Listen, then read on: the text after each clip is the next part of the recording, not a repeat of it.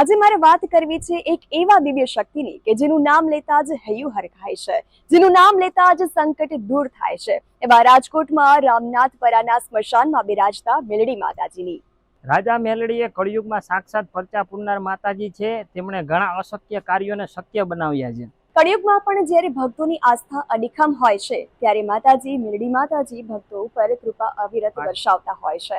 આજે આપણે વાત કરીશું દુઃખ હરનારા અને સુખ આપનારા રાજકોટમાં રામનાથપરા સ્મશાન ખાતે બિરાજતા શ્રી મસાણી મેલડી માતાજીની.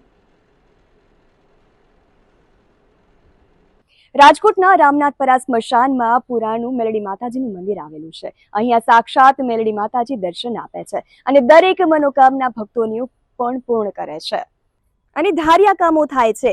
મંગળવારના દિવસે મેલડી માતાજી સાક્ષાત નાગણીનું સ્વરૂપ ધારણ કરીને પોતાના ભક્તોને દર્શન આપે છે.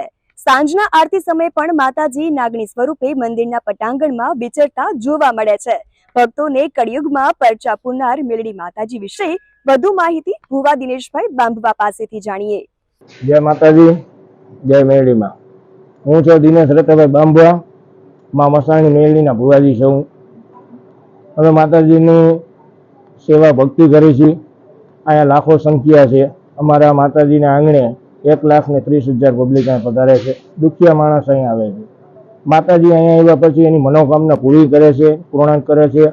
અને ભગવતી સાક્ષાત અહીંયા બેઠા છે. એક દીવાથી ને એક અગરબત્તીથી નારિયેલથી કામ કરે છે.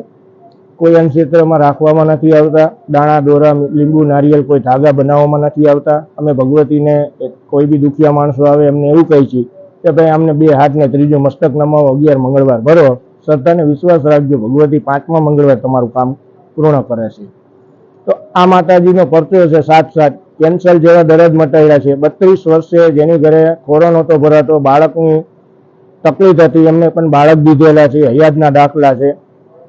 એક નાગણી રૂપે અહીંયા દર્શન દીધેલા છે. એક 125 વર્ષના ડોશી રૂપે દર્શન દીધેલા છે. ભગવતી હાજરા હાજર બેઠા છે અને માં ભગવતી એક દીવાની વાઈટે કામ કરે છે. પણ તમને શ્રદ્ધા અને ભાવ અને વિશ્વાસ ને ભરોસો હોવો જોઈએ. માં ભગવતી હાજરા હાજર જ છે. અહીંયા જે કોઈ વ્યક્તિ અહીંયા આવે છે રોતો રોતો આવે છે અને અહીંથી જાય છે તો ભગવતી એમને દાંત હસાવતા હસાવતા મોકલે છે. નવરાત્રી પર્વ અંતિમ તબક્કામાં છે ત્યારે શ્રી રામનાથપરા સ્મશાનમાં બિરાજતા મેલડી માતાજીના ચરણમાં અને શરણમાં દીપ પ્રાગટ્ય કરીએ અને પ્રાર્થના કરીએ.